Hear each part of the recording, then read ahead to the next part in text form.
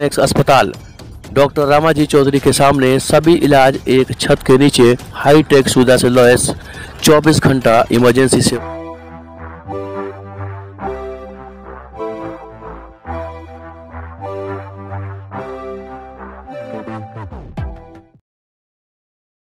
3 राज्यों के सभी मतदाताओं को अपनी ओर से आभार व्यक्त करना चाहते हैं, धन्यवाद ज्ञापित करना चाहते हैं। जिन 3 राज्यों मध्य प्रदेश, छत्तीसगढ़ और राजस्थान के सम्मानित मतदाताओं ने भारतीय जनता पार्टी को प्रचंड बहुमत देकर सरकार बनाने का जनादेश दिया। छत्तीसगढ़ में भारतीय जनता पार्टी के 54 विधायक चुनाव जीते, मध्य प्रदेश में 163 विधायक चुनाव जीते और राजस्थान में 115 विधायक चुनाव जीते। यह इस प्रकार का जनादेश देना बहुत साफ तौर पे संदेश देता है कि 2024 में भी भारतीय जनता पार्टी और एनडीए की ही जीत होगी। यह चुनाव परिणाम बहुत साफ तौर पे ये बयां करता है कि 2024 में आदरणीय प्रधानमंत्री जी पिछले बार के मिले सीटों से अधिक सीट जीतकर देश के प्रधान सेवक और प्रधानमंत्री के दायित्व को लेंगे।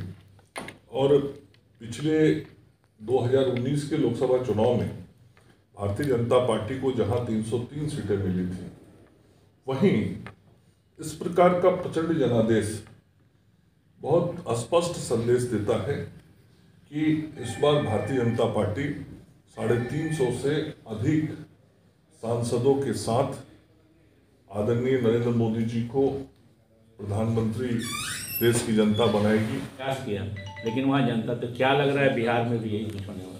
नहीं, देखिए, एक तो पहले स्पष्ट कर दूं कि जो बिहार में हुआ वह भारतीय जनता पार्टी के कारण हुआ और भारतीय जनता पार्टी ने किया, ये पहले क्लियर कर दूं। आप सब लोग के ध्यान में होगा कि जब जातीय सर्वे का निर्णय हुआ उस समय राष्ट्रीय जनता दल सरकार में नहीं था।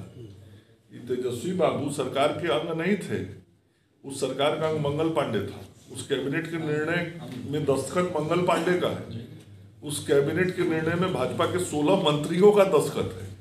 उस कैबिनेट के निर्णय के आलोक में जो 500 करोड़ रुपया दिया गया इस काम के लिए, वो 500 करोड़ रुपया बीजेपी की सरकार के मंत्रियों के उपस्थिति में कैबिनेट से स्वीकृत हुआ। तो वो सारा काम भारतीय जनता पार्टी ने किया था।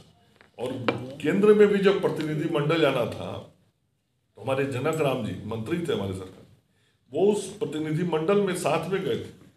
और सारा रिपोर्ट आने के बाद जब सदन में अभी चर्चा हुई, चर्चा में मैं भी था, हमारे पार्टी के अन्य नेता भी, विधानसभा के अंदर हमारे नेता थे और विधान परिषद के अंदर नेता थे, हमारे प्रदेश के अध्यक्ष भी।